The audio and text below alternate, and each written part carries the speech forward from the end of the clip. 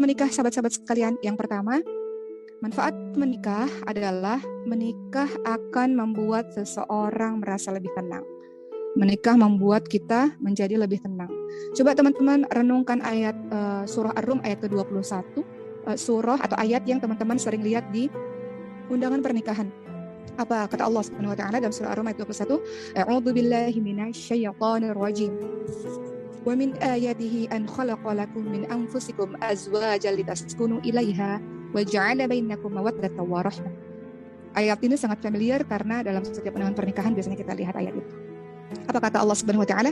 Di antara tanda-tanda kekuasaannya ialah Dia menciptakan untukmu istri-istri dari jenismu sendiri supaya kamu cenderung merasa tentram kepadanya.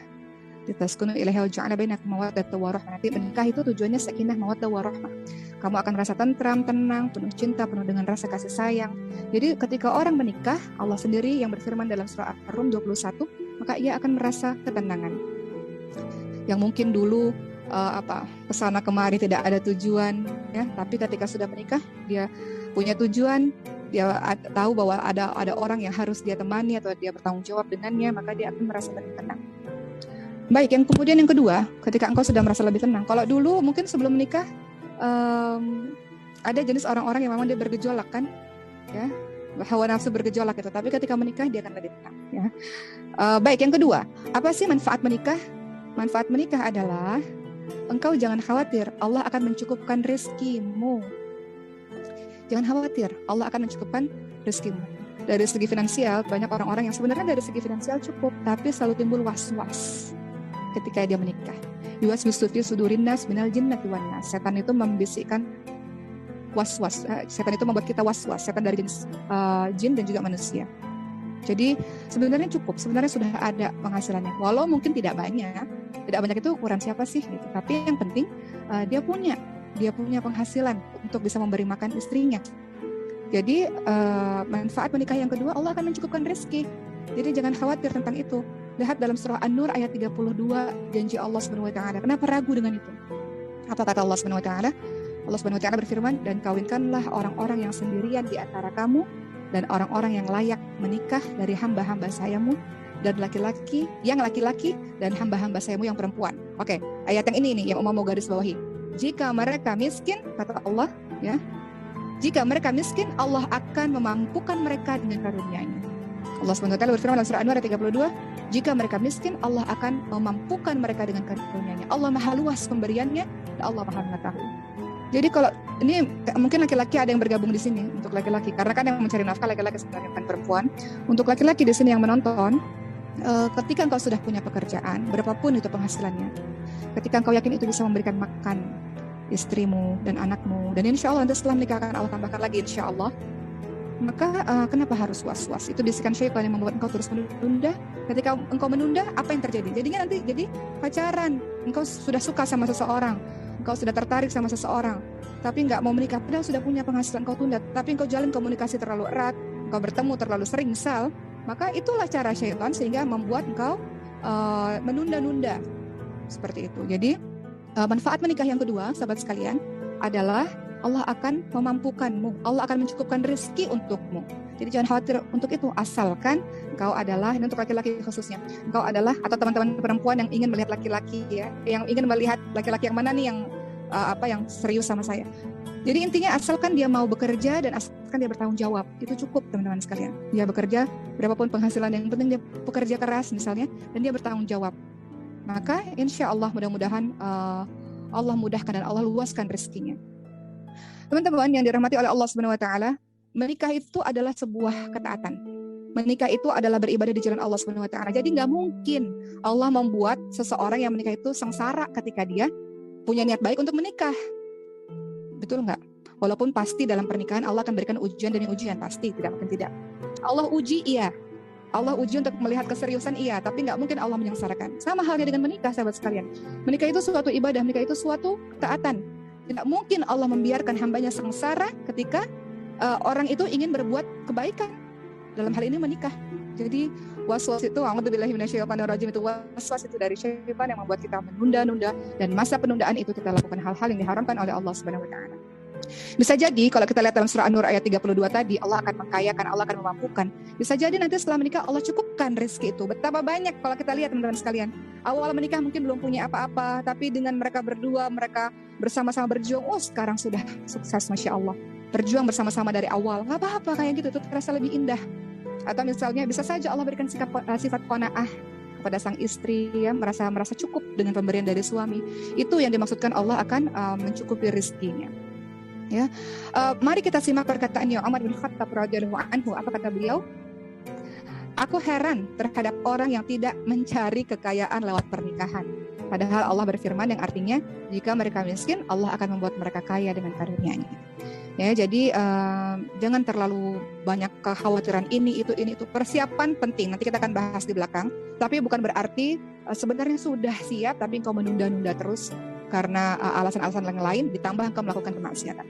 Baik, kita lihat teman-teman sekalian, kemaksiatan itu maksudnya pacaran ya. Kemaksiatan itu maksudnya pacaran, di mana dalam pacaran ada perkataan yang kau ucapkan yang tidak patut diucapkan kepada yang haram, dan kemudian ada perbuatan yang dilakukan yang tidak patut, yang dilarang oleh Allah SWT.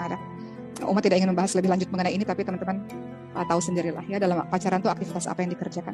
Baik, kita lihat sahabat-sahabat sekalian, sabda Rasulullah SAW mengenai kelompok-kelompok manusia yang akan ditolong oleh Allah dalam hadis riwayat Ahmad.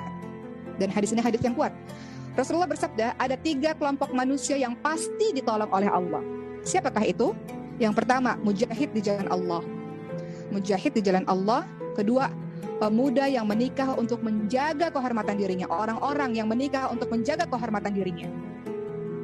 Dan yang ketiga, budak yang berusaha memerdekakan diri agar leluasa beribadah. Tapi kita lihat dalam 3 poin ini ada satu yang disebutkan, orang-orang muda yang ingin menikah untuk menjaga kehormatan dirinya. Dia khawatir, dia takut. Dia merasa bahwa dia sudah mampu. Kemudian dia takut kalau dia melajang terlalu lama, dia akan mengerjakan perbuatan yang dibenci oleh Allah. Karena manusia ini fitrah, teman-teman semua. Kita punya hawa nafsu, kita punya ketertarikan dengan lawan jenis. Menunda-nunda menikah, kita mengkhawatirkan diri kita sendiri melakukan perbuatan maksiat yang Allah benci. Maka kata Rasulullah, kelompok ini akan ditolong oleh Allah. Ditolong dalam keseluruhan hidupnya. Mereka yang ingin menikah untuk menjaga kehormatan dirinya. Baik, kita masuk manfaat menikah yang ketiga, sahabat-sahabat sekalian. Orang yang menikah, manfaatnya adalah dia sudah menjalankan sunnah Rasulullah SAW. Orang menikah itu berarti dia menjalankan sunnahnya Rasulullah SAW. Teman-teman lihat dalam surah Ar-Ra'd, biasanya sering dibilang Ar-Ra'd atau Ar-Ra'd ya. Ar-Ra'd ya, dalam surah Ar-Ra'd ayat ke-38. Apa kata Allah Subhanahu wa taala? A'udzubillahi minasyaitonir rajim. Dan sesungguhnya kami telah mengutus beberapa rasul sebelum kamu dan kami memberikan kepada mereka istri-istri dan keturunan. Ini menunjukkan bahwa para rasul itu menikah dan memiliki keturunan. Maka kita pun diminta juga untuk seperti itu. Sahabat-sahabat sekalian, ingat bahwa Rasul senang dengan umatnya yang banyak. Kemudian kita lihat hadis yang lain, walaupun hadis ini hadis dhaif, hadis yang lemah, tapi kita bisa mengambil perkara yang baik dari sini. Apa kata Rasul? 4 perkara yang termasuk sunnahnya para Rasul, yaitu sifat malu, memakai wewangian, siwak, dan menikah. Jadi menikah itu artinya kita sedang menjalankan sunnah dari Rasulullah SAW. Yang menikah adalah termasuk umatnya Rasulullah. Yang keempat, manfaat menikah apa? Manfaat menikah akan menjaga kemaluan dan menundukkan pandangan. Kalau sudah menikah, akan terjaga kemaluan dan akan menundukkan pandangan. Sudah ada orangnya di rumah misalnya, ya, jadi kita bisa bersama dengan orang tersebut. Kalau tiba-tiba kita tertarik, bisa sama orang tersebut. Umar sengaja menggunakan bahasa yang tidak vulgar ya, bahasa yang mudah-mudahan teman-teman memahami. Jadi manfaat menikah yang keempat adalah dia akan menjaga kemaluan dan menundukkan pandangan. Sudah ada di rumah ya, kalau teman-teman merasa memerlukan, ada pasangannya di rumah. Apa kata Rasulullah SAW? Wahai para pemuda, dalam hadis Bukhari Muslim ya, ya ma'syarasy syabab, man istata'a minkumul ba'a falyatazawwaj. Apa kata Rasulullah? Wahai pemuda, barang siapa yang memiliki kemampuan, yang di sini bahasanya adalah barang siapa yang memiliki kemampuan, maka menikahlah. Karena itu lebih menundukkan pandangan dan lebih menjaga kemaluan. Barang siapa yang belum mampu, puasa, karena puasa itu adalah perisai baginya. Pertanyaannya, yang dimaksud dengan ba'ah itu apa sih? Wahai pemuda, barang siapa yang mampu, barang siapa yang memiliki ba'ah. Mampu dalam hal apa sih di sini? Bukan sekedar mampu dalam hal biologis, tapi untuk laki-laki mampu dalam hal finansial. Ingat, mampu dalam hal finansial bukan berarti kaya raya, tapi mampu untuk menghidupi anak istrinya. Jadi yang dimaksud dengan wahai pemuda, barang siapa yang memiliki kemampuan, dalam artian bukan hanya sekedar biologis, tapi engkau juga mampu untuk menafkahi, ya. Dan ingat tadi ya bahwa di awal berjuang sama-sama nggak masalah. Nanti lambat laun Allah akan luaskan, lapangkan rezekimu insya Allah. Jadi barang siapa memiliki kemampuan finansial, tidak hanya biologis, maka menikahlah. Tapi kalau belum mampu, masih minta duit dari orang tua yang laki-laki, artinya belum mampu menikah, maka perbanyak berpuasa sembari engkau mempersiapkan dirimu. Begitu pula perempuan. Selama ini terlalu childish, selama ini bergantung penuh sama orang tua, selama ini ngurusin diri sendiri aja belum beres, seperti misalnya belum mampu, maka persiapkan dirimu. Secara ilmu mungkin belum mampu, belajar dulu. Sembari menunggu itu, maka berpuasa untuk menekan nafsu syahwatmu misalnya ya. Dengan berpuasa kita jadi enggan untuk berbuat maksiat. Puasa sambil persiapan semuanya, ketika sudah siap maka menikahlah. Ya, jadi itulah manfaat atau keutamaan menikah. Beberapa poin tadi yang sudah dijelaskan. Semoga beberapa poin itu membuat kita memahami dan yang sudah siap terdorong, tidak lagi ragu-ragu untuk menikah.